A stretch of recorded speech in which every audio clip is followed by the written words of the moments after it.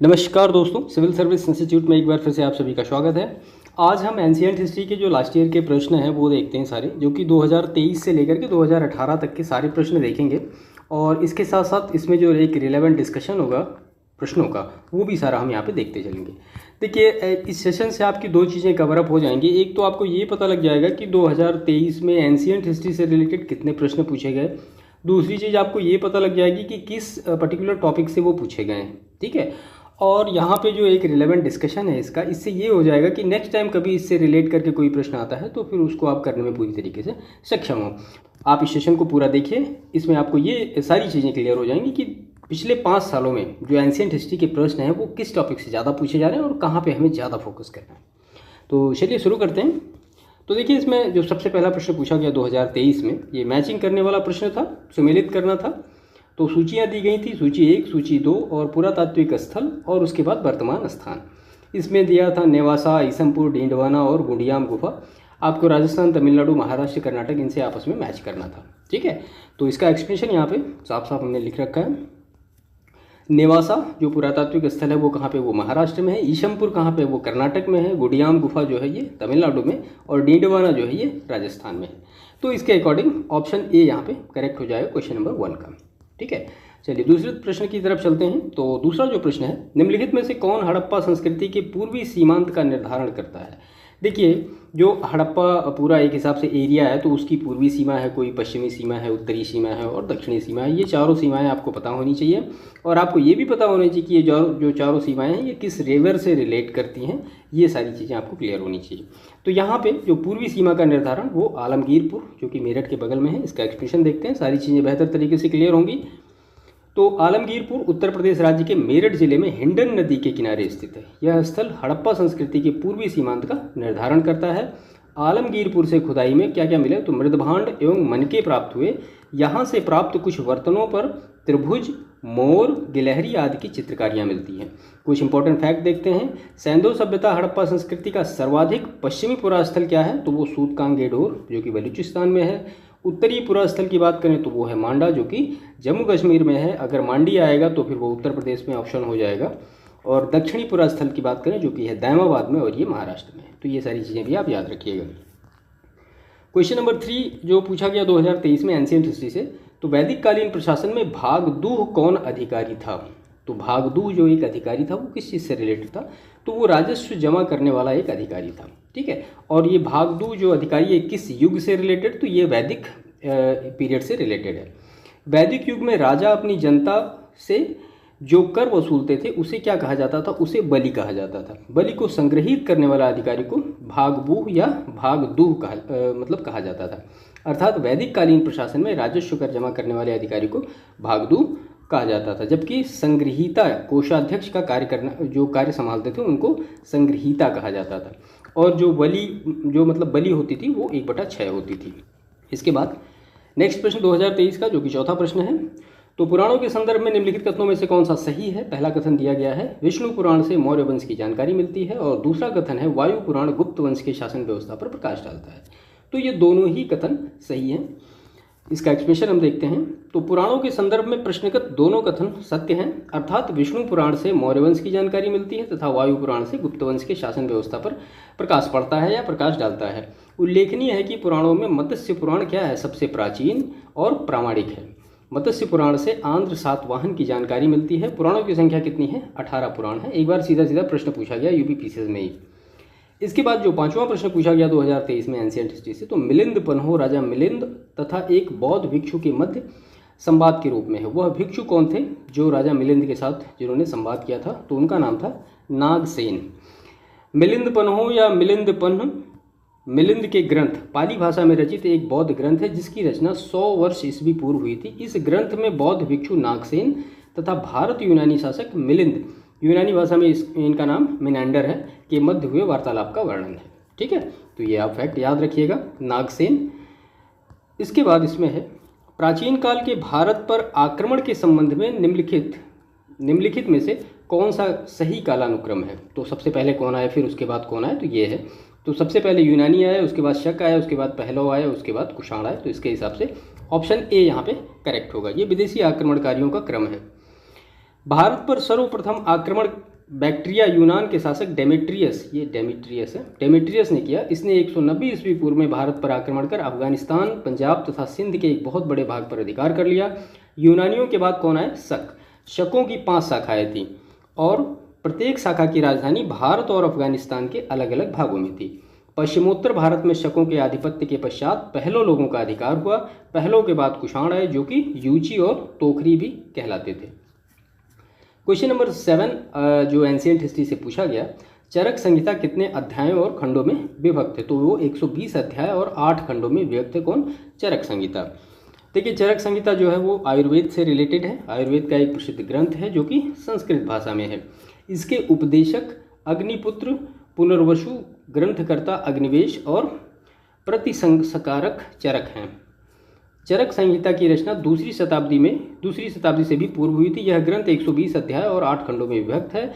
विदित है कि चरक संहिता में भोजन, स्वच्छता, रोगों से बचने के उपाय, चिकित्सा शिक्षा, वैद्य, धाय और रोगी के विषय में विशद चर्चा की गई है। तो ये चरक संहिता के बारे में पूरी डिटेल है।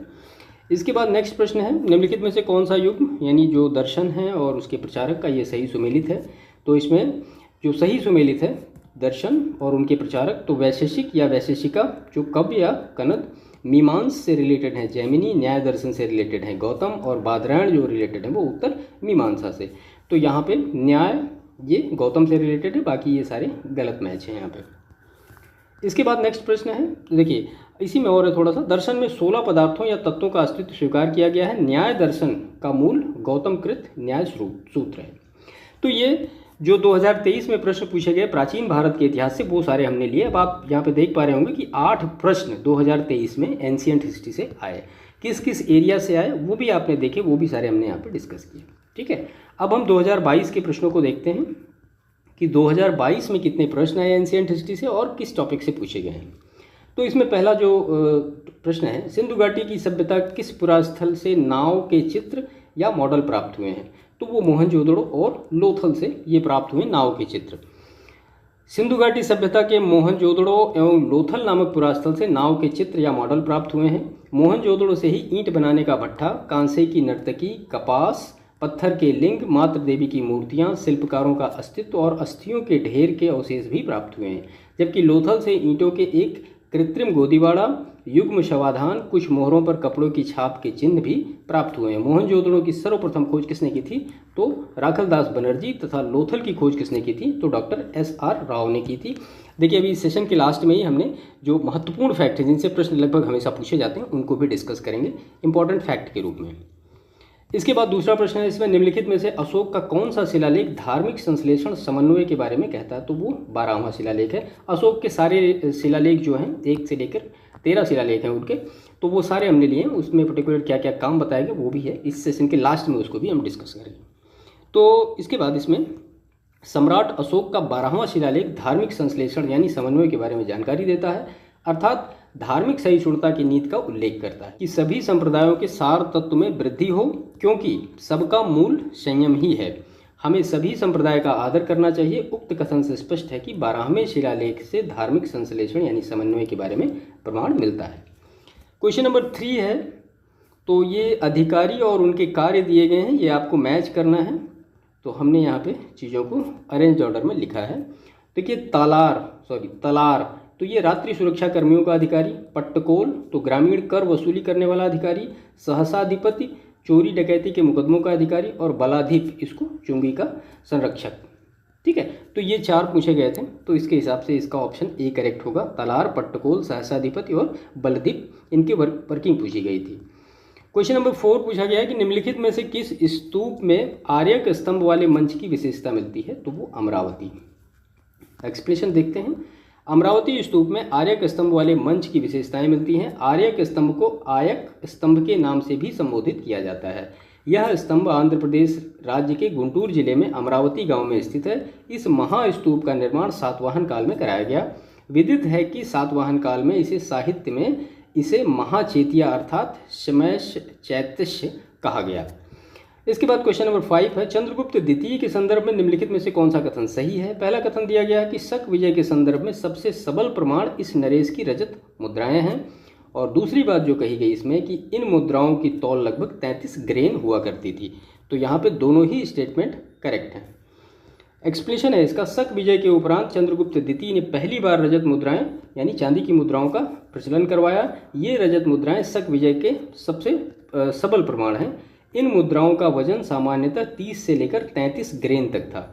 उल्लेखनीय है कि चंद्रगुप्त द्वितीय गुप्त राजवंश का सर्वाधिक महत्वपूर्ण एवं शक्तिशाली शासक था। अपने पिता के समान चंद्रगुप्त द्वितीय ने भी विशाल साम्राज्य के लिए अनेक प्रकार के सिक्कों का प्रचलन करवाया। उसकी कुछ मुद्राएं मौलिक एवं नवीन हैं। स्वर्ण के साथ साथ रजत और ताम्र मुद्राएं भी प्राप्त हुई हैं। तो ये इस प्रश्न का पूरा एक्सप्लेनेशन था। इसके बाद क्वेश्चन नंबर 6 है जो कि 2022 में पूछा गया प्रश्न है, निम्नलिखित में से कौन से युग्म कौन एक सही सुमेलित नहीं है। तो इसमें ईश्वर बर्मन जौनपुत्र, तो इसमें दिया गया ईश्वर बर्मन जौनपुर प्रस्तर अभिलेख, सर्ववर्मन जो कि गया ताम्रपत्र अभिलेख, ये सही नहीं है। जीवित गुप्ता सेकंड तो देववाणाक अभिलेख, और ईशान बर्मन जो कि हरहा पाषाण अभिलेख। सर्ववर्मन जो है वो असीरगढ़ से रिलेटेड है। तो सर्ववर्मन जो है वो असीरगढ़ ताम्रपत्र से रिलेटेड है। सर्ववर्मन का शासनकाल की बात करें तो 574 से लेकर 586 ईस्वी के मध्य माना जाता है। सर्ववर्मन का वास्तविक नाम क्या था? सूर्यवर्मन। इसने मगध पर विजय प्राप्त की और महाराजा धीराज की उपाधि को धारण किया। क्वेश्चन नंबर 7 है, 2 सूचियां दी गई हैं, देवता और उनके पहचान के चिन्ह की बात हो रही। तो यहाँ पे एक्सप्लेनेशन देख लेते हैं। तो शिव इनसे रिलेटेड है त्रिशूल, विष्णु से रिलेटेड है चक्र, गणेश से रिलेटेड है, सरस्वती से रिलेटेड है वीणा। इसके हिसाब से यहाँ पे ऑप्शन ए करेक्ट हो जाएगा। तो इस हिसाब से 2022 में जो प्रश्न पूछे गए वो 7 प्रश्न पूछे गए एंशिएंट हिस्ट्री से रिलेटेड। ठीक है। इसके बाद अगर 2021 की प्रीलिम्स परीक्षा में हम देखें कि कितने प्रश्न एंशिएंट हिस्ट्री से पूछे गए, तो इसमें पहला प्रश्न है, हड़प्पा सभ्यता का स्थल मांडी भारत के किस राज्य में स्थित है? तो मांडी जो है वो उत्तर प्रदेश में है, मांडा जो है जम्मू कश्मीर में है। दोनों चीज़ों को अलग अलग रखिएगा आप। हड़प्पा सभ्यता का स्थल मांडी उत्तर प्रदेश के मुजफ्फरनगर जिले में स्थित है। मांडी से ईंट, सोने के छल्ले तथा मिट्टी के बर्तनों के टुकड़े आदि प्राप्त हुए हैं। इसके अतिरिक्त आलमगीरपुर मेरठ, बड़गांव तथा हुलास जो कि सहारनपुर में है, सनौली बुलंदशहर तथा सोठी उत्तर प्रदेश स्थित सिंधु घाटी सभ्यता स्थल है। आलमगीरपुर मेरठ सिंधु घाटी सभ्यता का सबसे पूर्वीय स्थल है। सिंधु घाटी सभ्यता तक आद्य ऐतिहासिक सभ्यता थी। इसका काल जो था वो 2300 से लेकर 1700 ईस्वी पूर्व माना जाता है। प्रश्न संख्या 2 है, निम्नलिखित युगों में से कौन सा युग सुमेलित नहीं है? तो तीर्थंकर और उनके निर्वाण स्थल से रिलेटेड ये प्रश्न है। ऋषभनाथ तो अष्टापद, वासुपूज्य तो वासुपूज्य का सम्मेद शिखर नहीं, ये चंपापुरी है। नेमिनाथ का उज्जयंत, महावीर का पावापुरी। इसका एक्सप्लेनेशन देखते हैं यहाँ पे। तो ऋषभनाथ का अष्टापद सही है, वासुपूज्य का चंपापुरी है, नेमिनाथ का उज्जयंत है और महावीर का पावापुरी है। इसके बाद क्वेश्चन नंबर 3 है 2021 का, सातवाहन शासकों के संदर्भ में निम्नलिखित कथनों में से कौन सा कथन सत्य है? तो पहला कथन है सातवाहन नरेश प्राकृत भाषा के पोषक थे, और दूसरा कथन है कि सातवाहन काल में कला के लोक पक्ष को अधिक प्रोत्साहन मिला। यहाँ पे केवल एक स्टेटमेंट सही है, दूसरा गलत क्यों हुआ इसके बारे में हम यहाँ पे एक्सप्लेनेशन देखते हैं। सातवाहन वंश प्राचीन भारत का एक महान राजवंश था। सातवाहन वंश की स्थापना 60 ईस्वी पूर्व सिमुक ने किया था। मौर्यों के बाद दक्षिण भारत का सबसे प्रभावशाली राज्य सातवाहनों का था। सातवाहनों की वास्तविक राजधानी प्रतिष्ठान या पैठन थी। सातवाहन नरेश प्राकृत भाषा के पोषक थे। सातवाहन काल में कला के धर्मपरक पक्ष को अधिक प्रोत्साहन मिला। सातवाहन साम्राज्य की राजकीय भाषा प्राकृत और लिपि कैसी थी? वो ब्राह्मी थी। सातवाहन शासकों द्वारा अजंता, एलोरा तथा कार्ले चैत्य गुफाओं का निर्माण किया गया। ध्यातव्य है कि सातवाहन वंश का महान शासक गौतमी पुत्र शातकर्णी था। इसी को एका ब्राह्मण, एक बार प्रश्न पूछा गया शायद 2016 या 17 में, एका ब्राह्मण किसे कहा जाता? तो वो गौतमी पुत्र शातकर्णी को कहा जाता है। तो इस हिसाब से यहाँ पे ऑप्शन नंबर 2 जो है ये गलत है। तो इस हिसाब से अगर 2021 की परीक्षा में देखें तो केवल 3 प्रश्न पूछे गए प्राचीन भारत के इतिहास से। ठीक है। अब हम 2020 का जो प्रीलिम्स परीक्षा हुआ उसमें एंशिएंट हिस्ट्री के जो प्रश्न हैं उसको देखते हैं। तो इसमें पहला प्रश्न दिया गया है, निम्नलिखित में से किस भारतीय पुरातत्ववेत्ता ने पहली बार भीमबेटका गुफा को देखा और उसके शैल चित्रों की प्रागैतिहासिक महत्व को खोजा? तो वो थे वी.एस. वांककर जी। एक्सप्लेनेशन देखते हैं इसका। तो भीमबेटका गुफा कहाँ पे है? तो वो मध्य प्रदेश के रायसेन जिले में। कई बार ये सीधा सीधा प्रश्न ही पूछा गया है। वर्ष 1957 में वी.एस. वांककर भारतीय पुरातत्ववेत्ता ने पहली बार भीमबेटका को देखा और शैल चित्रों के प्रागैतिहासिक महत्व को समझा। इन्हें भारत में पाषाण का पितामह कहा जाता है। किसको? वी.एस. वांककर को। यहाँ के शैल चित्रों से परवर्ती एल्यूशियन से मध्यकाल तक कुल 7 कालों के विकास का एक अविच्छिन्न सांस्कृतिक क्रम दिखाई पड़ता है। यह आदि मानव द्वारा बनाए गए शैल चित्रों और शैलाश्रयों के लिए प्रसिद्ध है। ये चित्र भारतीय उपमहाद्वीप में मानव जीवन के प्राचीनतम चिन्ह है। ध्यातव्य है कि भीमबेटका क्षेत्र को भारतीय पुरातत्व सर्वेक्षण भोपाल मंडल ने अगस्त 1990 में राष्ट्रीय महत्व का स्थल घोषित किया था और उसके बाद 2003 में यूनेस्को ने इसे विश्व धरोहर स्थल घोषित किया। इसके बाद क्वेश्चन नंबर 2 है, तो 2 सूचियाँ दी गई हैं, हड़प्पा स्थल है और वो किस स्टेट से रिलेटेड है, तो यहाँ पे पूरी तरीके से सब मैच्ड हैं। तो बालू ये हरियाणा से रिलेटेड है, मांडा जम्मू कश्मीर से रिलेटेड है, पाडरी ये गुजरात से रिलेटेड है और हुलास जो है ये उत्तर प्रदेश से रिलेटेड है। आई होप ये सारी चीज़ें आप समझ गए होंगे। क्वेश्चन नंबर 3 है, फिर वही महाजनपद काल और राजधानी आपस में इनको मैच करना है। हम इनका डायरेक्ट एक्सप्लेनेशन देख लेते हैं। तो मत्स्य जनपद की जो राजधानी थी वो विराटनगर, कुरु की जो राजधानी थी इंद्रप्रस्थ, सूरसेन की राजधानी मथुरा और पोतन की जो राजधानी थी वो अश्मक। इसके हिसाब से ऑप्शन सी यहाँ पे ये करेक्ट हो जाएगा। क्वेश्चन नंबर 4 है, मौर्य काल में एग्रोनोमोई अधिकारी निम्नलिखित में से किस क्षेत्र से संबंधित थे। देखिए ये प्रश्न मतलब पूछा गया था 2020 की परीक्षा में। तो यहाँ पे जो एग्रोनोमोई है उसके लिए अलग अलग लेखकों का अलग अलग जिक्र है। तो यहाँ पे हम सभी का लगभग देख लेते हैं। तो मौर्य काल में एग्रोनोमोई अधिकारी के कार्य क्षेत्र संबंधी विवरण में इतिहासकारों और लेखकों में तत्कालीन साक्ष्यों में अलग अलग मत मिले। कौन कौन से, तो मेगस्थनीज के अनुसार एग्रोनोमोई का मतलब मार्ग निर्माण का अधिकारी, कौटिल्य के अर्थशास्त्र में इसकी पहचान वर्णित अध्यक्ष और अशोक के शिलालेख में वर्णित राजुक या रज्जुक से की जाती है। क्वेश्चन नंबर 5 है, इसमें 2 कथन दिए गए हैं, आपको बताना है कौन सा कथन सही है। तो कथन है इसका, हमें चोलों के विषय में उनके पूर्ववर्ती राजवंशों की अपेक्षा अधिक जानकारी मिलती है। कारण है इसका, चोल शासकों ने मंदिरों की दीवारों पर अभिलेख उत्कीर्ण कराने का चलन प्रारंभ किया जिसमें उनकी विजयों के उन ऐतिहासिक विवरण दिए जाते हैं। तो आपको बताना है कौन से सही है। तो दोनों ही एक्सप्लेनेशन सही हैं और आपस में एक दूसरे को ये एक्सप्लेन भी करते हैं। चोल शासकों ने मंदिरों की दीवारों पर अभिलेख उत्कीर्ण कराने का चलन प्रारंभ किया जिसमें उनकी विजयों के ऐतिहासिक विवरण दिए जाते थे। यही कारण है कि चोल युगीन मंदिर इतिहास में भी प्रमुख स्रोत हैं। चोल अभिलेखों के द्वारा चोलों के विषय में उनके पूर्ववर्ती राजवंशों की अपेक्षा अधिक जानकारी मिलती है। इस हिसाब से ये दोनों एक्सप्रेशन आपस में सही हैं और एक दूसरे को एक्सप्लेन करते हैं। क्वेश्चन नंबर 6 हम देखते हैं। तो निम्नलिखित में से किस वंश के शासकों को पुराण में श्री पर्वतीय कहा गया, तो वो इक्ष्वाकु वंश के शासकों को कहा गया है। क्वेश्चन नंबर 7 हम देखते हैं कि निम्नलिखित में से कथनों पर विचार करना है। तो पहला कथन है मुल्तान, ये मुल्तान है, मुल्तान के सूर्य मंदिरों का उल्लेख ह्वेनसांग, अबू जईद और अल मसूदी तथा अल बरूनी ने किया है। दूसरा है सांबपुर यात्रोत्सव सूर्य पूजा से संबंधित है। तो ये दोनों ही स्टेटमेंट सही हैं। के बाद क्वेश्चन नंबर 8 है, इसमें ये सूची दी गई है और सूची 2 दी गई है, इनको सुमेलित करना है आपस में। तो हम यहाँ पे सीधा इसका एक्सप्लेनेशन देखते हैं। तो सिंधु घाटी सभ्यता कैसी थी, तो वो नगरीय थी, उत्तर वैदिक समाज कृषक था, ऋग्वैदिक समाज चारागाही था और मध्यकाल जो था वो जमींदारी प्रथा पे बेस्ड था। तो इसके हिसाब से आप इसका आंसर पा सकते हैं पूरी तरीके से। तो 2020 में अगर आप देखें यहाँ पे तो आपको 8 प्रश्न मिलेंगे जो कि प्राचीन भारत के इतिहास से पूछे गए। इसके बाद अगर हम 2019 की बात करें कि 2019 में कौन कौन से प्रश्न पूछे गए, तो चलिए देखते हैं। निम्नलिखित में से किस मंदिर को विदर्भ के खजुराहो के रूप में जाना जाता है, तो वो मार्कंडेश्वर मंदिर को ये जाना जाता है। तो मार्कंडेश्वर मंदिर को विदर्भ के खजुराहो के रूप में जाना जाता है। यह मंदिर महाराष्ट्र के गढ़चिरौली जिले में के वेनगंगा नदी के तट पर अवस्थित है। यह मंदिर शैव, वैष्णव और शाक्त संप्रदायों से संबंधित है। यह मंदिर नागर शैली में निर्मित है। देखिए 2019 में बात करें तो सिर्फ एक प्रश्न पूछा गया था एंशिएंट हिस्ट्री से, ठीक है।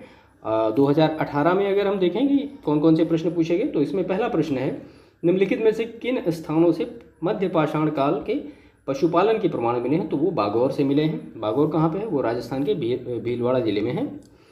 राजस्थान राज्य के भीलवाड़ा जिले में स्थित बागौर नामक स्थान से मध्य पाषाण काल में पशुपालन के प्रमाण मिले हैं। ज्ञात है कि मध्य पाषाण काल से पशुपालन के आरंभिक साक्ष्यों की जानकारी प्राप्त होती है। पशुपालन के प्रारंभिक प्रमाण हमें मध्य प्रदेश राज्य के होशंगाबाद के आदमगढ़पुरा स्थल से प्राप्त होते हैं।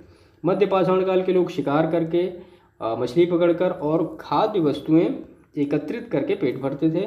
मध्य पाषाण काल की प्रक्षेपास्त्र तकनीक का विकास हुआ जिसे तीर कमान का प्रचलन प्रारंभ हुआ। क्वेश्चन नंबर 2 है निम्नलिखित में से सिंधु सभ्यता संबंधित कौन से केंद्र उत्तर प्रदेश में स्थित हैं, तो कालीबंगा, लोथल, आलमगीरपुर, हुलास। तो यहाँ पे आलमगीरपुर और हुलास यही 2 स्थित हैं। बाकी कालीबंगा तो राजस्थान में है और लोथल गुजरात में है, जिसको हम गोदीवाड़ा कहते हैं। तो ये प्रश्न आपको क्लियर हुआ होगा। क्वेश्चन नंबर 3 है, निम्नलिखित में से कौन शुक्ल यजुर्वेद की संहिता है? तो वाजस्नेयी है। यजुर्वेद की 2 शाखाएं हैं, शुक्ल यजुर्वेद और कृष्ण यजुर्वेद। उत्तर भारत में प्रचलित शाखा को शुक्ल यजुर्वेद और दक्षिण भारत में प्रचलित शाखा को कृष्ण यजुर्वेद कहा जाता है। शुक्ल यजुर्वेद की संहिता को वाजस्नेयी कहा जाता है। शुक्ल यजुर्वेद केवल पद्य में है और कृष्ण यजुर्वेद पद्य और गद्य दोनों में है।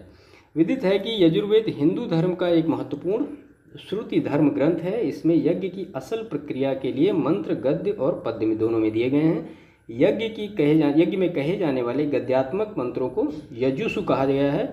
यजुर्वेद के पद्यात्मक मंत्र ऋग्वेद या अथर्ववेद से लिए गए हैं। क्वेश्चन नंबर 4 है, हाथी गुम्फा का अभिलेख किस शासक के विषय में जानकारी देता है? तो वो खारवेल। हाथी गुम्फा शिलालेख भुवनेश्वर उड़ीसा से 4-5 मील दूर एक पहाड़ी पर स्थित है। इस शिलालेख से खारवेल शासक के विषय में महत्वपूर्ण जानकारी मिलती है। हाथी गुम्फा शिलालेख के अनुसार खारवेल के जीवन के पहले 15 वर्ष विद्या के अध्ययन में व्यतीत हुए। इस काल में उसने धर्म, अर्थ, शासन, मुद्रा पद्धति, कानून, शस्त्र संरचना आदि की शिक्षा प्राप्त की। राजा बनने पर उसे कलिंगाधिपति और कलिंग चक्रवर्ती की उपाधि धारण की। खारवेल जैन धर्म का अनुयायी था। संभवतः उसके समय में कलिंग की बहुसंख्यक जनता जैन धर्म को अपना चुकी थी।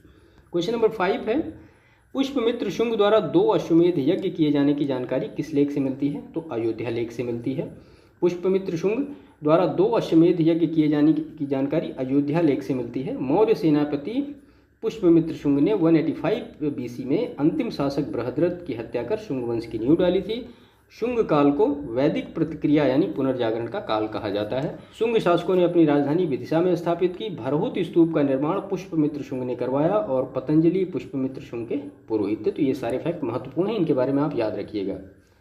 क्वेश्चन नंबर 6 है, दक्षिण भारत में समुद्रगुप्त के समकालीन नरेश कौन कौन से थे और उनके राज्य कौन कौन से थे? तो यहाँ पे मैच्ड चीज़ें लिखी हुई हैं।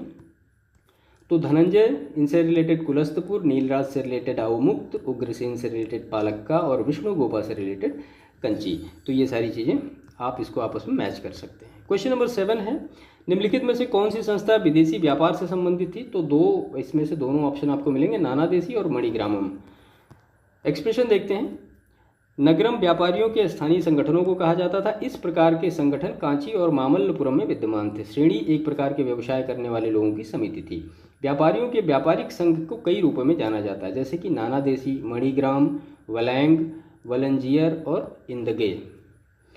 क्वेश्चन नंबर 8 है, निम्न मंदिरों को कालानुक्रम में व्यवस्थित कीजिए और उसके बाद इसका सही उत्तर दीजिए। तो मतलब ये मंदिर कब कब बने हैं, तो इसका एक्सप्लेनेशन यहाँ पे देखते हैं। तो सप्त पडोगा जो बना वो 640 से लेकर 674 ईस्वी तक। महाबलीपुरम का तटीय मंदिर, जिसको हम शोर टेम्पल कहते हैं, तो 674 से लेकर 800 ईस्वी। बृहदेश्वर मंदिर तो 11वीं शताब्दी के आसपास इसको बनवाया गया। और गंगईकोंड चोलपुरम का मंदिर चोल शासक राजेंद्र प्रथम, जो कि राजराज प्रथम का लड़का था, उसने कराया था। तो इसके हिसाब से यहाँ पे ऑप्शन डी करेक्ट होगा, यानी 4, 3, 1, 2। तो ये 2018 में 8 प्रश्न पूछे गए एंशिएंट हिस्ट्री से रिलेटेड।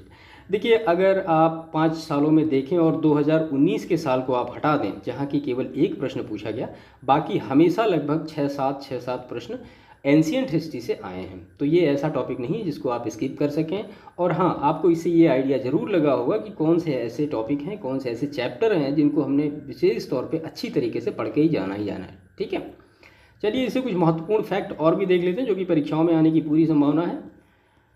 तो यहाँ पे ये मध्य पाषाण काल के बारे में डिटेल देख लेते हैं। तो ये 10,000 ईसा पूर्व से लेकर 4,000 ईस्वी पूर्व तक है। यह काल पुरा पाषाण काल तथा नवपाषाण काल दोनों की सम्मिश्रित विशिष्टताओं का प्रदर्शन करता है। इस काल के लोग शिकार करके, मछली पकड़कर तथा खाद्य वस्तुएं बटोरकर अपना पेट भरते थे।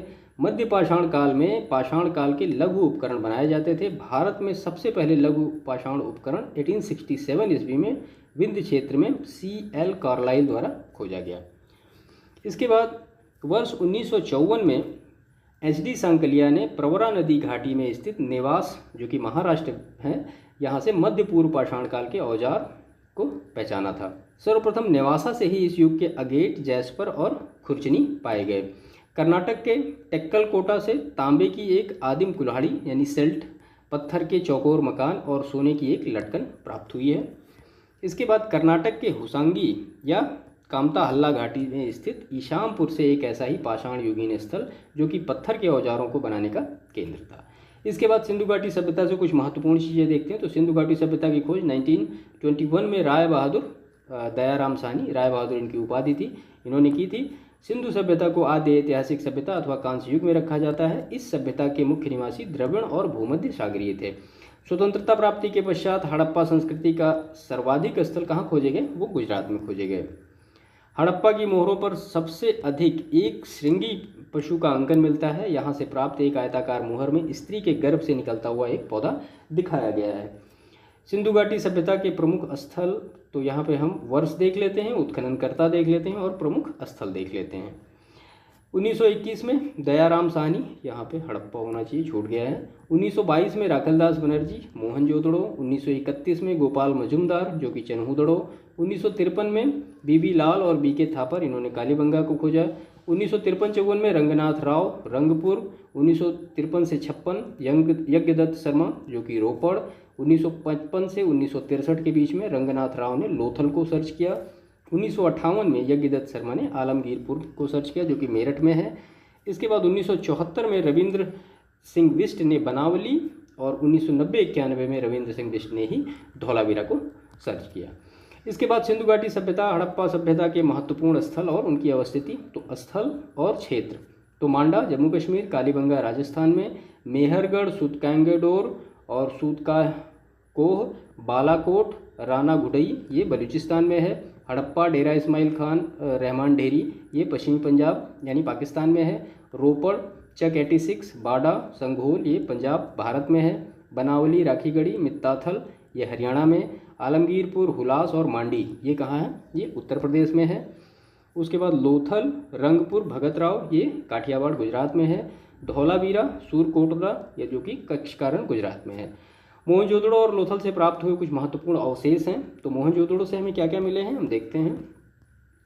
तो गले हुए तांबे के ढेर तथा कपड़े का प्रमाण यहाँ से मिला है। कांस्य नर्तकी की प्रतिमा मिली है। कुएं के लिए ईंटों का प्रयोग हुआ है। ईंटों की चिनाई इंग्लिश ब्रांड पद्धति से हुई है। विशाल अन्नागार हैं, विशाल स्नानागार हैं। लोथल की अगर बात करें तो लोथल एकमात्र सैंधव शहर है जहाँ से ईंट के एक कृत्रिम गोदीबाड़े का साक्ष्य मिला है। कुछ मोहरों पर कपड़े की छाप के चित्र प्राप्त हुए हैं। लोथल से ही ताबीज, फारस की मोहरें एवं हाथी के सूंड के प्रमाण भी मिले हैं। यहाँ बतख का चित्रण सबसे अधिक किया गया है। यहाँ से ममी के उदाहरण मिले हैं। हाथी दांत का पैमाना मिला है तथा नाव के 5 मॉडल मिले। कहाँ से? लोथल से, जो कि प्रश्न पूछा गया था ऊपर। वैदिक युग के बारे में हम देखें तो वैदिक काल का विभाजन ऋग्वैदिक काल 1500 से लेकर 1000 ईस्वी पूर्व तक और उत्तर वैदिक काल का 1000 से लेकर 600 ईस्वी पूर्व तक किया गया है। संस्थापक इसके आर्य हैं। वैदिक पुरोहित, तो पुरोहित होता जो ऋग्वेद के पुरोहित होते थे, उद्गाता सामवेद के, अधर्यु यजुर्वेद के और ब्रह्मा अथर्ववेद के। इसके बाद वैदिक काल में और भी कुछ महत्वपूर्ण चीज़ें देखते हैं। तो तैत्तरीय संहिता एवं शतपथ ब्राह्मण में वैदिक काल में प्रथम श्रेणी के अधिकारियों की कुल संख्या 12 बताई गई है। ये प्रथम श्रेणी के अधिकारी रत्नी कहलाते थे। रत्नी ऐसे रत्नी की सूची में निम्न अधिकारी थे। तो पुरोहित थे, सेनानी, आमड़ी और संग्रहीता, छत्ता, सूत, भागदू, अछवाय, बावता, परिवृत्ति, महिषी और राजन्य। इसके जो कि शुंग वंश है, इससे रिलेटेड कुछ महत्वपूर्ण फैक्ट देख लेते हैं। तो मौर्य सेनापति पुष्यमित्र शुंग ने 185 ईस्वी पूर्व में अंतिम शासक जो बृहद्रथ था उसकी हत्या करके शुंग वंश की नींव डाली। शुंग काल को वैदिक प्रतिक्रिया यानी पुनर्जागरण का काल कहा जाता है। शुंग शासकों ने अपनी राजधानी कहाँ स्थापित की? विदिशा। भरहुत स्तूप का निर्माण पुष्यमित्र शुंग ने कराया। गार्गी संहिता के अनुसार पुष्यमित्र शुंग ने यवन शासक डेमेट्रियस के साथ प्रथम युद्ध किया। अयोध्या शिलालेख के अनुसार पुष्यमित्र शुंग ने अपने शासक के अंतिम दिनों में पतंजलि के नेतृत्व में 2 अश्वमेध यज्ञ कराए। महाभाष्य के रचयिता कौन है? तो वो पतंजलि हैं। पुष्यमित्र शुंग की मृत्यु के बाद शुंग वंश का अगला शासक कौन बना? तो वो अग्निमित्र बना। यवन राजदूत हेलियोडोरस ने भागवत धर्म ग्रहण कर विदिशा यानी वेशनगर में गरुड़ स्तंभ की स्थापना की। शुंग का 9वां शासक भागभद्र के शासनकाल में यवन राजदूत हेलियोडोरस ने भागवत धर्म ग्रहण कर विदिशा वेशनगर में गरुड़ स्तंभ की स्थापना की थी। महाजनपद प्राचीन भारत में राज्य या प्रशासनिक इकाइयों को कहते थे। उत्तर वैदिक काल में कुछ जनपदों का उल्लेख मिलता है और बौद्ध ग्रंथों में इनका कई बार उल्लेख हुआ है। इसके बाद ईसवी पूर्व छठी शताब्दी में 5वीं शताब्दी के भारतीय इतिहास में महाजनपद काल को एक प्रमुख मोड़ यानी परिवर्तन के रूप में माना जाता है, जहां से सिंधु घाटी सभ्यता के पतन के बाद भारत के सब पहले बड़े शहरों के उदय के साथ साथ श्रमण आंदोलन यानी बौद्ध धर्म और जैन धर्म का उदय हुआ। बौद्ध ग्रंथ अंगुत्तर निकाय के महावस्तु के 16 महाजनपदों का विवरण मिलता है। अशोककालीन प्रमुख जो शिलालेख हैं उनके बारे में देख लेते हैं, कई बार प्रश्न इससे पूछे जाते हैं। तो प्रथम शिलालेख तो इसमें दिया गया है कि समाज का निषेध, पशु बलि का निषेध, सभी मनुष्य मेरी संतान है, अशोक कहता है। द्वितीय शिलालेख और पांड्य सत्यपुत्र एवं ताम्रपर्णी पशु चिकित्सा और मानव चिकित्सा एवं लोक कल्याणकारी कार्य। तृतीय शिलालेख में पदाधिकारियों के प्रति पांचवें दौरे का आदेश, रज्जुकों की नियुक्ति। पांचवां शिलालेख में धर्म महामात्रों की नियुक्ति, उनके कार्य निर्देश और मौर्यकालीन समाज में वर्ण व्यवस्था का उल्लेख। 11वें शिलालेख की बात करें तो धम्म विजय की विशेषताएं बताई गई हैं और 12वें शिलालेख में धार्मिक सहिष्णुता की नीति का उल्लेख किया गया है। 13वें शिलालेख में कलिंग युद्ध का वर्णन और 5 सीमांत यूनानी राजाओं के नाम दिए गए हैं। इसके बाद जैन धर्म के बारे में डिटेल हम देखते हैं। तो सम्मेद शिखर पारसनाथ पहाड़ी झारखंड जैन धर्मावलंबियों के एक तीर्थ स्थान है। जैन धर्म के कुल 24 तीर्थंकर हुए, जिसमें से 23वें तीर्थंकर पार्श्वनाथ और 24वें कौन हैं, वो महावीर हैं। तो जैन संगीतियाँ, 2 जैन संगीतियाँ हुई, कब हुई? एक तो हुई 300 ईस्वी पूर्व, कहाँ हुई? पाटलिपुत्र में, इसके अध्यक्ष स्थूलभद्र थे। और दूसरी जो हुई वो 6ठी शताब्दी ईस्वी में हुई, ये हुआ वल्लभी गुजरात में, और इसके जो अध्यक्ष थे वो क्षमा श्रवण थे। सातवाहन वंश के बारे में कुछ डिटेल देखते हैं। तो शिमुक ने 60 ईस्वी पूर्व में सुशर्मा की हत्या कर सातवाहन वंश की स्थापना की थी। सातवाहन शासकों ने अपनी राजधानी प्रतिष्ठान, जो कि गोदावरी नदी के किनारे स्थित है, बनाई। और सातवाहन वंश के प्रमुख शासक शिमुक, सातकर्णी, गौतमीपुत्र सातकर्णी, वशिष्ठिपुत्र सातकर्णी, पुलवामी और यज्ञश्री सातकर्णी, ये उसके कुछ प्रमुख शासक हैं।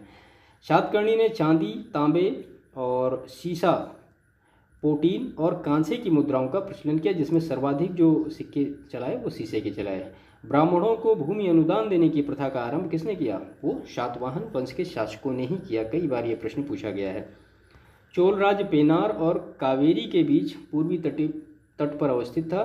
विजयालय चोल ने 850 ईस्वी में चोल वंश की स्थापना की, जिसकी राजधानी तंजौर थी। राजराज प्रथम, जिसका कि टाइम पीरियड 985 से लेकर 1014 ईस्वी, ने दक्षिण भारत में स्वायत्त शासी लोक प्रशासन स्थापित किया तथा भूमि की पैमाइश का सर्वेक्षण कराया। चोलकालीन नटराज प्रतिमा को चोल कला का सांस्कृतिक सार कहा जाता है। पर्सी ब्राउन ने तंजौर के बृहदेश्वर मंदिर के विमान को भारतीय वास्तुकला का निष्कर्ष माना है। और गंगईकोंड के बृहदेश्वर मंदिर का निर्माण किसने कराया था? राजेंद्र प्रथम ने कराया था। कैलाश मंदिर, इसे राष्ट्रकूट वंश के शासक कृष्ण प्रथम, जो कि टाइम पीरियड 757 से लेकर 783 ईस्वी में निर्मित करवाया था। इसके बाद मनु देवी का मंदिर, यह मंदिर महाराष्ट्र राज्य के जलगांव में स्थित तापी नदी के किनारे सतपुड़ा की हरी भरी पहाड़ियों पर स्थित है। भीमा शंकर भगवान शंकर के 12 ज्योतिर्लिंगों में भीमा शंकर ज्योतिर्लिंग का 6ठा स्थान है। यह ज्योतिर्लिंग महाराष्ट्र राज्य के पुणे से लगभग 110 किलोमीटर दूर सह्याद्री पर्वत पर स्थित है। तो ये कुछ प्राचीन भारत के इतिहास से कुछ महत्वपूर्ण फैक्ट थे जो कि हमने यहाँ पे देखे। और उसके पहले हमने यहाँ पे जो कि लास्ट 5 ईयर के प्रश्न देखे कि कौन कौन से प्रश्न किस किस टॉपिक से आ रहे हैं और कितने प्रश्न आ रहे हैं प्राचीन भारत के इतिहास। ठीक है, तो इससे पहले हमने खैर अपना एक पहले का सेशन करा यूपी स्पेशल का, जो कि उसमें भी हमने 5 साल के सारे पेपर लिए थे और उनका एक बेहतर एक्सप्लेनेशन देखा था। उसके साथ साथ कुछ इंपॉर्टेंट फैक्ट यूपी स्पेशल से रिलेटेड देखे थे। इसके डिस्क्रिप्शन में आपको उसका लिंक मिल जाएगा। बाकी ये एंशिएंट हिस्ट्री का है, पॉलिटी का, मेडिवल का और जितने भी सब्जेक्ट हैं जनरल स्टडीज़ के, वो सारे हम 5-5 साल के सारे अलग अलग करके करेंगे। ठीक है, तो सेशन को समाप्त करते हैं। बाकी वीडियो को लाइक करिएगा और चैनल को सब्सक्राइब जरूर करिएगा। बाकी मिलते हैं नेक्स्ट सेशन में, तब तक के लिए थैंक यू।